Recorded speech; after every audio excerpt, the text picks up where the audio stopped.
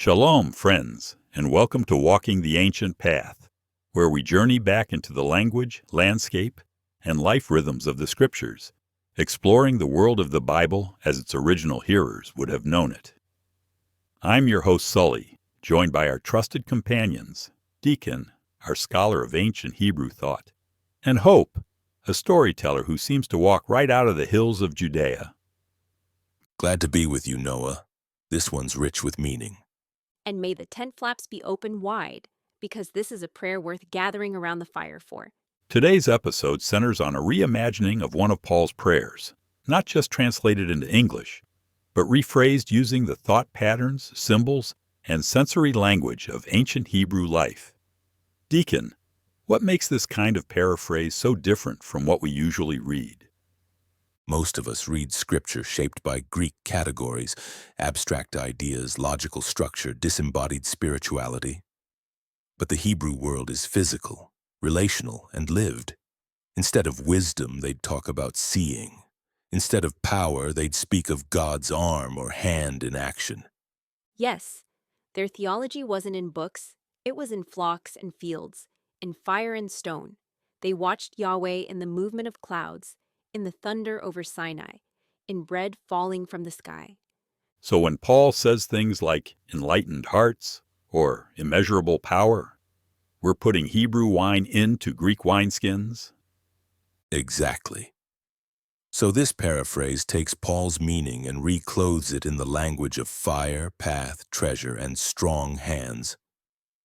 How a Hebrew shepherd, prophet, or tent dweller would have understood it. Let's begin with the opening lines. I never stop lifting my hands in thanks for you, calling your name in my prayers. Hope, you love this part. Why? Because it's alive. Lifting hands isn't symbolic. It's what priests and prophets did. Picture Moses on the hill, arms raised as Joshua fought below, Exodus 17. Picture David singing under the stars, arms open. It's posture plus presence plus plea. And calling your name. In Hebrew, names are more than labels. They're destinies, memories, identities. To call someone's name in prayer is to lift their whole story before God. It's like shouting their name into the wind, hoping God catches it on the breeze. So even Paul's, I remember you in my prayers, becomes a vivid tribal action. A whole body memory, not just a thought. Now we move into the heart of the prayer. That the God of our Master, the Mighty One of Splendor, will open your eyes to see his path clearly, revealing his heart and his ways to you. Decan? Let's unpack this. First, God of our Master echoes how Yahweh was known. God of Abraham, Isaac, and Jacob, it's covenantal, tribal. Rooted in relationship, not just title. And Mighty One of Splendor. Oh, I hear Sinai. I see thunder and fire. Not abstract glory, but something that shakes the earth. Exodus 19. Then we have open your eyes to see his path. That's Deuteronomy language. God gives eyes to see and ears to hear. Deuteronomy. 29.4. The path is halak, the walk. Torah was walked, not theorized. And revealing his heart and ways. That's relational. Hebrew knowing, yada, isn't data. It's intimate, lived connection. Think of Moses in Exodus 33:13. Show me your ways that I may know you. So the prayer is asking, open their eyes to walk the road. You walk to feel your steps in the dust. Then comes the fire. May he light a fire in your inner being.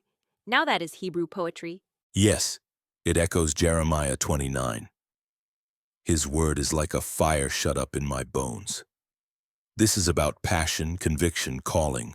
God setting something ablaze inside you that guides your walk. And that fire is meant to do what? To help you walk firmly, the paraphrase says, so you walk firmly in the life he calls you to. That's Hebrew hope. Not wishful thinking, but a path to walk, a place to go. In Hebrew, you never have hope. You journey in it. Psalm 16:11. You make known to me the path of life. So hope isn't sitting in expectation. It's moving in obedience. Let's close out the final portion.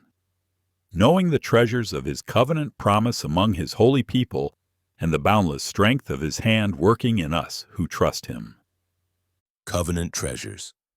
This isn't metaphorical gold. It's everything God swore to give to his people: peace in the land, crops, children, rain, guidance. Visible, touchable blessings. Deuteronomy 28. And it's stored among the people, not in heaven, but in the clan, the tribe.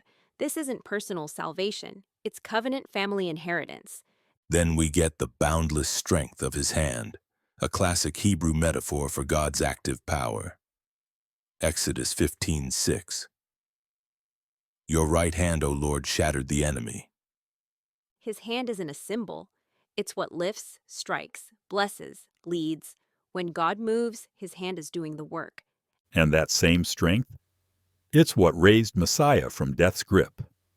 I love that. Death's grip. Death is a claw, a trap, not just an idea. And Messiah broke free like a lion snapping a rope. And where is he now? Seated at the right hand in the high places of honor. That's royal enthronement. Psalm 110 in action. The king returns from battle and takes his seat. So, what's the takeaway from this Hebrew-styled prayer? That faith isn't an idea, it's a walk. It's hands raised, eyes opened, paths followed, fires burning, and hands of power reaching into your world. It's a prayer to be lived, not studied. A prayer to shape your steps. A reminder that God isn't just up in the heavens.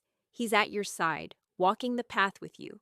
Friends, as you go through your day, picture this: your name rising in prayer like smoke from the fire, your eyes fixed on a dusty path, and God's hand stretched out ahead of you, leading the way. Listen, the prayer paraphrased in ancient Hebrew thought imagery. I never cease lifting my hands like a priest before the altar, giving thanks for you, calling out your name around the campfire of my prayers. I ask that the God of our leader, the strong one wrapped in fire and glory, would uncover your eyes to clearly see the path he lays before your feet, that he would show you his heart and the footsteps he walks. May he kindle a fire deep in your chest, a flame that gives light for your journey, so you walk with steady feet on the path he has carved for you, the path of life wrapped in his calling. May you grasp the stored-up treasures of his covenant, the inheritance held for his set-apart clan.